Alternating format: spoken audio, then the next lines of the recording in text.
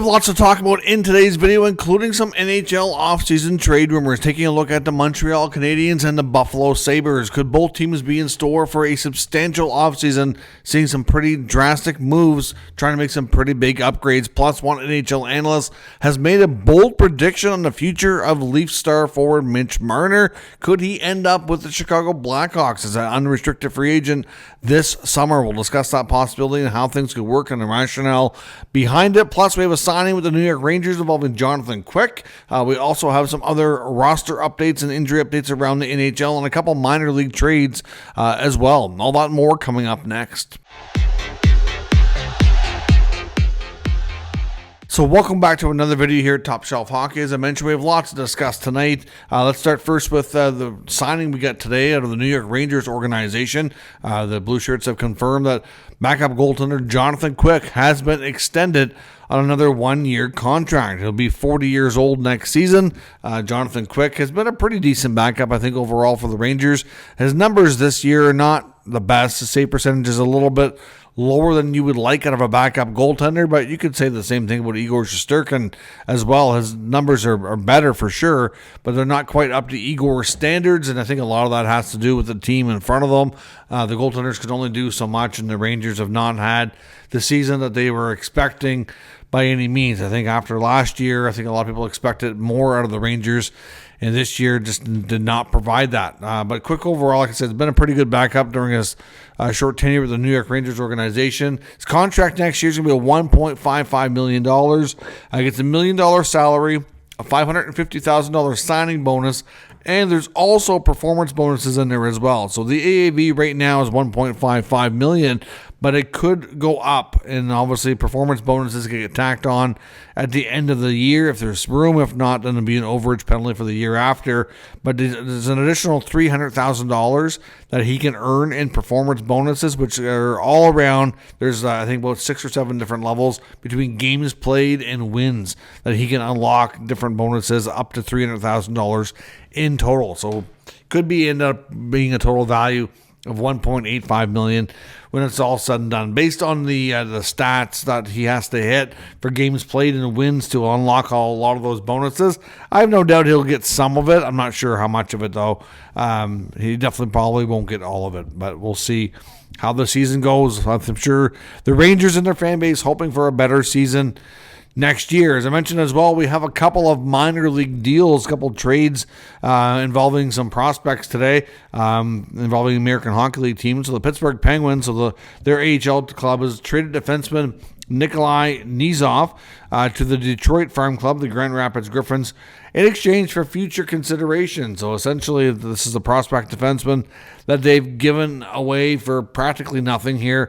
Clearly, somebody that the Penguins don't see as being a part of the team's future.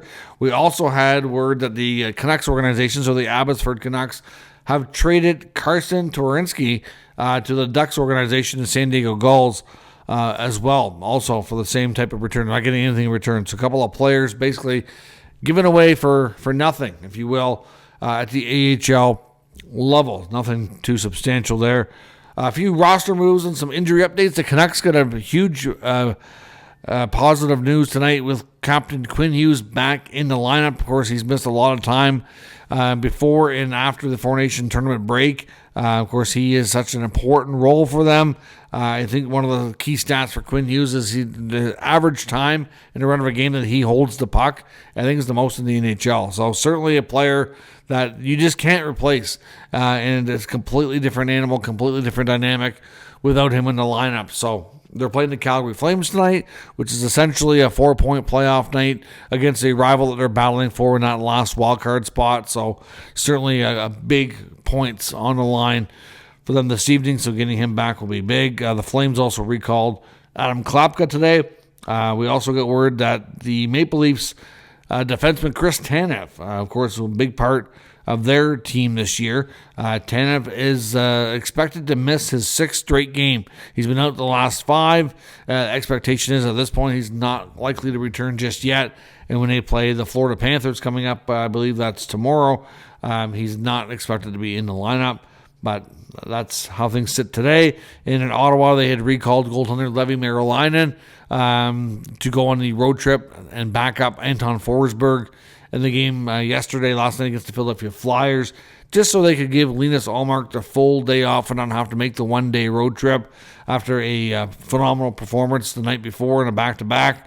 So Merilainen has been returned to the Belleville Senators in the AHL, and Linus Ullmark will be good to go for their next game coming up Thursday tomorrow night against the Boston Bruins. I wonder if we're going to get Ullmark versus Swayman. That's certainly a strong possibility.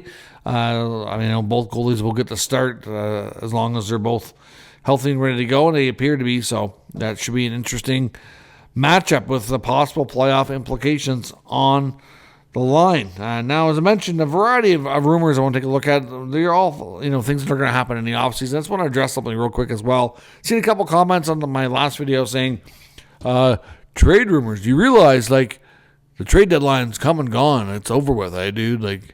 Really? No, really? The trade deadline passed? I had no idea. Thanks for telling me. But you realize that trades can happen any time of the year. The deadline is really only there because it affects your playoff roster. So if a trade happens after the deadline, it can happen anytime. The only implication is that if a team going into the playoffs makes a trade and they pick up a player after that deadline, that player is not eligible to play with them in the playoffs. So for playoff teams, it's pretty rare that you ever see a trade with them after the deadline because they're heading for the playoffs. They're not going to waste time picking up a player that can't play in the postseason. However, you got half the league that is not going to be in the postseason, and their offseason will be underway in the not too distant future. We're already approaching the middle of March. Middle of April is when the season ends. There's just over a month left, and 5 weeks, I guess, at this point. So at the end of the day, that's not that long, right? So half the league season is going to come to a close, and we're going to be hearing all about what their plans are and what they're likely going to do in the offseason. And we sometimes do see trades well before the Stanley Cup is awarded amongst those other group of teams that are eliminated. So, yeah, the trade deadline's come and gone, but now we're looking at things that are likely going to happen in the offseason because it's not that far away for a large half the team, and then the teams after that will slowly start to get eliminated from there. So just to clarify, I was really confused with that comments. I'm not sure if it's just not understanding how it all works or what, but at the end of the day, there's always speculation about what teams are going to do. We've spent the better part of this season talking about what we're going to likely see before the deadline. Now that's gone. Now we're going to be talking about things that we expect to see by the key points in the next block of time leading into the draft and the offseason where free agency and all that kind of stuff. So now one big rumor I want to take a look at, and this is just I guess not so much a rumor, but an analyst opinion. John Buccigross of ESPN was on one of the Daily Faceoff programs. I think he was on with Johnny Lazarus and Colby Cohen, if I'm not mistaken. I do believe I've seen the clip here where he made some predictions about some of the top guys that are expected to be UFAs heading into the summertime here. And one of the most interesting ones was Mitch Marner. He talked about Marner and Marchand being the main ones as well.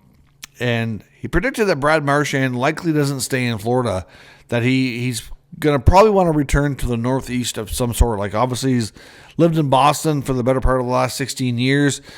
We know he's very much entrenched there with his family. I'm not sure if depending on where he goes, if he's going to want to go on a multi-year deal somewhere. Will the whole family move? We don't really know what Marchand's plans are in that case. But, clearly, he even spent a lot of his summer in Boston. He would usually go home to Halifax for about a month. And during the summertime. So we don't know what Marchand's future holds, but he's probably going to want to be probably still in that general region in case the whole family doesn't move.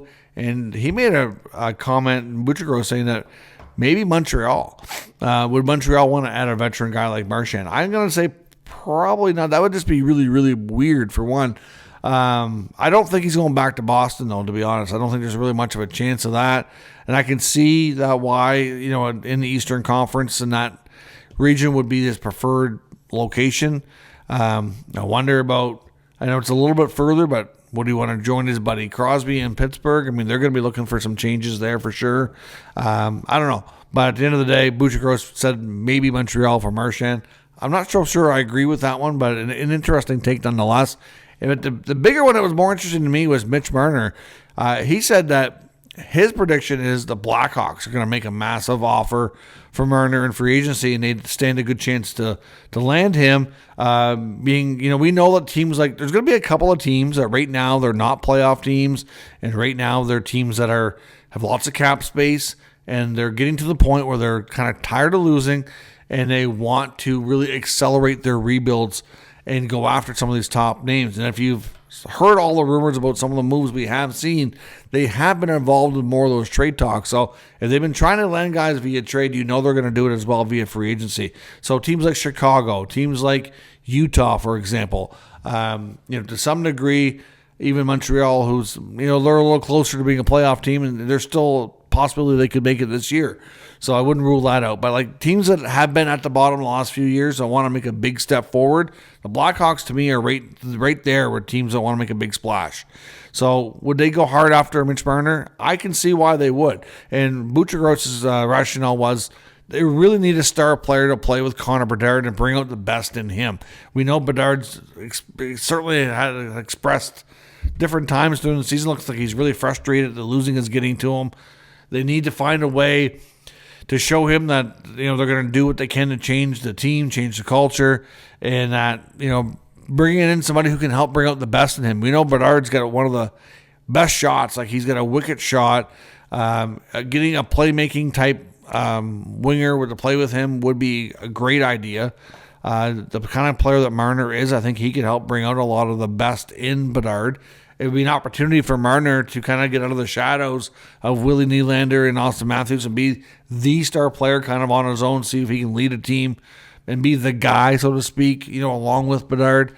And they have so much cap space to some of these teams that, they could throw more money at him than a team like Toronto. As much as he loves being in Toronto, we know his agent, Darren Ferris, is notorious for wanting to push his guys to go to market, to go to UFA and see what's out there.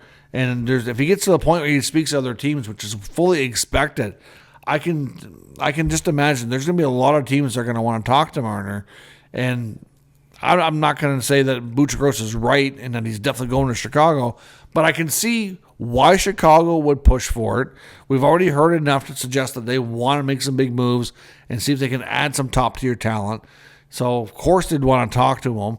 Of course, there's an incentive there that they can probably overpay, right? So, we know, he can get more dinero. And then the idea of playing with a guy like Bedard and really transforming that franchise, another top, original six team, could be intriguing to him. Now, of course, he's a Toronto guy. I think their playoff, success or lack thereof will also play a big role in how much Toronto offers him on a new deal. They'll try to talk to him as well. Of course, we know there's interest there to keep him. But if they have a first-round exit, I think that's going to have a big impact on what Toronto does. I can see the Leafs at that point not pushing as hard to sign Marner and to maybe use that flexibility to go after another top guy to change the mix, change the dynamic there in Toronto. But if they do have success and they win at least one, if not 2 or 3 rounds or something like that, or even went to the finals or won it all or any kind of big level of success, and I would classify that as over ideally 2 rounds or better, because that would be the best playoff success they've had during this era of Leaf hockey. And clearly that would definitely entice them to make less changes and to run it back with the same group. So we'll see. What do you think about Buccigross's prediction? And is he on to something? And could Chicago be a landing spot for Marner?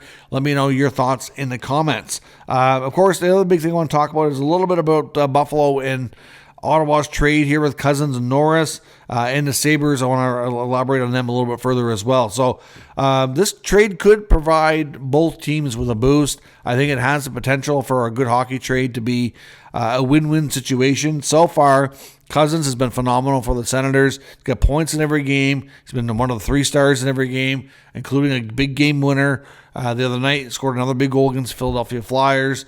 He's been doing phenomenal. He's clearly motivated to get everything back on track. He's been very physical. He's come exactly with what they were hoping for. Norris, I think, with Buffalo, maybe started a little bit slower, but he did get his first goal tonight. He's got a couple of assists, I believe, as well. So, he certainly hasn't been bad. I don't know that he's gotten as much of attention as Cozens has, but something I noticed tonight is I've seen the clip of Norris getting his first goal as a Sabre, and I believe it's his second or third game. Can't remember now. And he didn't even celebrate. Still doesn't look happy. He was so beloved by his teammates in Ottawa, and I think it's fair to say he absolutely loved his teammates and being on that team, and was probably shell-shocked to be traded. That I do wonder if he's going to want to, he doesn't have a lot of choice to stay there, but, with the Sabres, going through, potentially some more significant changes in the offseason, I wonder if Norris will be one to stay or not. We did find out as well through NHL insiders that besides the Sabres, the Sens were engaged with at least 4 other clubs around a potential Josh Norris deal, including the Vancouver Canucks, the Nashville Predators, the St. Louis Blues, and the Seattle Kraken. We had heard about the Canucks. There were some, obviously, for him to be reunited with one of his best friends, and Quinn Hughes. They went to college together, been known each other a long time through the U.S. program. They're very tight friends. So certainly, I think he would have been quite thrilled if he had to move to be able to be on a team with a good friend like that. The Canucks, we know, are needing a centerman after trading JT Miller. So it makes sense why there was conversations there. We know Nashville's been looking to improve their centerman. It's centered up as well for some time. Clearly, they couldn't come to a deal. The Blues and Kraken definitely makes sense. They're looking to shake things up there as well. But clearly, none of those teams had the player that would really intrigue the Sens to pull the trigger like Buffalo did with Cozens. They obviously were very, very high on him, which is why it worked out that way. But the Sens were definitely pushing to move Norris longer than a lot of people realized. So that's certainly interesting to note. I think they were concerned about the risk involved with the shoulder. Now, with the Sabres, I know Sabres insider reporter Lance Lazowski had some comments saying that he thinks that the whole team there is very frustrated, that ownership needs to get involved and let them know that this is not acceptable and that they're going to make changes to make sure that this is not going to be the case moving forward here. Feels that it's time for a change in leadership with GM. He said Kevin Adams is at 5 years. And they've made no progress. They still haven't made playoffs, and a lot of the deals that he's made has looked skeptical. I mean, you see a trend in Buffalo with players leaving there and unfortunately having nothing but success and becoming cup champions elsewhere. I mean, look at Jack Eichel in Vegas. You get Sam Reinhart goes to Florida. The last couple of guys that you moved out, O'Reilly before that. But this is just during the Adams regime here of having to move Eichel and Reinhart, and look what happened. Some of the other contracts that they trade Cozens for Norris. Buffalo definitely takes on more of the risk in that deal, even though I think Norris is a terrific player and maybe he figures things out and gets more consistent and stays healthy. Who knows? It could work out just fine, but there's definitely more risk involved, I think, on Buffalo's side than on Ottawa's. And then, we had the rumblings, which I know were denied, about Dahlin, wanting out of there. I think everybody's frustrated. It's been 14 years, there's no doubt. And they need to be careful about who's going to be the next guy to leave to have that success elsewhere and maybe be another cup champion, right? So certainly, I think we're going to see more changes. Lance Lazowski thinks that not only should there be player changes, but a GM change, that they need a new leadership there in Buffalo, and that the owners need to get involved. I think they could use new ownership too, myself. But yeah, Kevin Adams has had quite a lengthy run there, multiple coaches. Do they need a new GM change? And are we going to see maybe a change in GM followed by a couple of big trades to get things shaken up there in Buffalo? You have to think it's a possibility, right? I mean, things are just not going well at all. So let me know what you think on the Buffalo Sabres front. What kind of trades are we going to see on their team this offseason? And could there be a change in GM? Now, Dave Pagnotta and Marco D'Amico, both talking with the Montreal Canadiens, are both reporting that they fully expect the Habs to be a big player in offseason trades, and that they expect them to target another potentially draft day deal where Kent Hughes goes after another top young player, but ideally this guy has to be a centerman. Obviously, their center depth has not worked out the way they had hoped so far. Clearly, Kirby Dach has not worked out to be a regular center, and then he's had so many injuries to boot on top of that. So, I do wonder about Dach's future. I don't know if they can move really on from him. He's going to be out most of the offseason with recovering from surgery, so he's probably back next year, but the future is a little grim, I think, for Dach in Montreal. Alex Newhook is an okay pickup, but again, not really that guy for the second line, hasn't produced consistently enough. And then, of course, there's also an article from TVA Sports saying that they need to end the Patrick Laine experiment as well. Laine would be entering the final year of his contract this coming year, over $8 million. Could they try to move Laine to be part of getting that another top centerman? Certainly, the Laine experiment, started poorly with an injury. He comes when he finally gets on the ice and finally plays. He had a hot streak there, scoring power play goals like crazy. Things have cooled down defensively. He's not been good. There's lots to pick at about Laine's game for sure. The goal scoring has kind of slowed down. We're in some. I even seen people even criticizing the fact that he's missed games recently, thinking he should be in the lineup if he's battling just like a cold or flu or something. I don't really know. I'm not going to comment on that because I don't really know exactly what he's dealing with, but there's lots of frustration, fair to say, throughout a lot of the organization and fan base around Laine. And I believe Laine even made some interesting comments around the Four Nation tournament about, his ice time and stuff as well. I do wonder about the relationship between him and Marty St. Louis.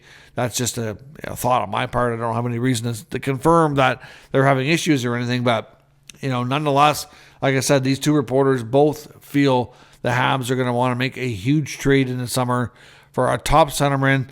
Obviously, they were not in the conversations around Dylan Cozens, but that type of trade would be what they're going to be looking for, especially with Ivan Demidov expected to sign and be on this team next year. They really could use a centerman for him. Assuming you're going to leave Suzuki, Caulfield, Slavkovsky, you need to really rebuild that second line. You have Demidov, who you get to draft coming in. You need another centerman to come in and be able to play there. And maybe they move Laine as well, right? It's hard to say. Maybe is Laine part of that trade? They get the centerman. You have to wonder what they could do in that front. Clearly, changes are coming. The other thing we learned as well is that Montreal could have traded Yoel Armia. Apparently, there was offers for second-round picks. They've chose not to make that move.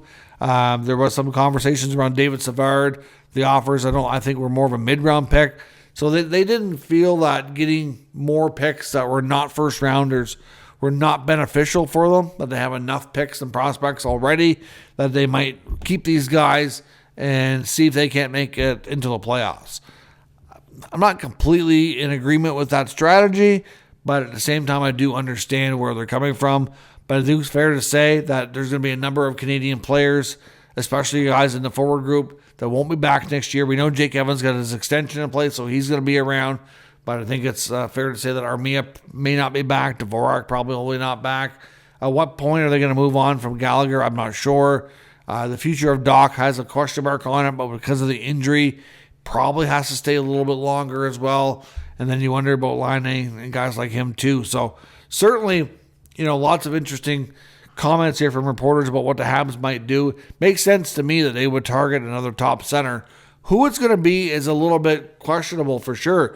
I mean, we do know that the future of Elias Pettersson in Vancouver has some question marks on it. That certainly comes with its fair share of risk as well. You look around the NHL, there's not a lot of, say, 25 and under top-notch centermen who can give you, 70, 80 points or more that's going to be available. So it's kind of hard to say who they may go after, but fair to say that regardless of who they target, some of these guys like Laine might be on the move. If the experiment here is going to be ended so they can make the team even better and get a different type of player. We'll have to see what happens. Obviously, having that Laine contract on the books next year, if things don't improve, could be problematic as well to helping them really take that next step, especially if they don't get into the playoffs this year. And right now, the odds, it's still possible. They're going to play meaningful games and fight for that spot, and maybe it happens. But at the end of the day, it is going to be really tough. And if they don't, they're going to really want to push to close that small gap for next year. So let me know your thoughts on all of today's news and rumors in the comments. We'll discuss further. If you're new to the channel, make sure you subscribe and stick around. We'll keep you up to date with all the news, rumors, and analysis of all 32 NHL teams. Thank you for watching. I'll catch you next time.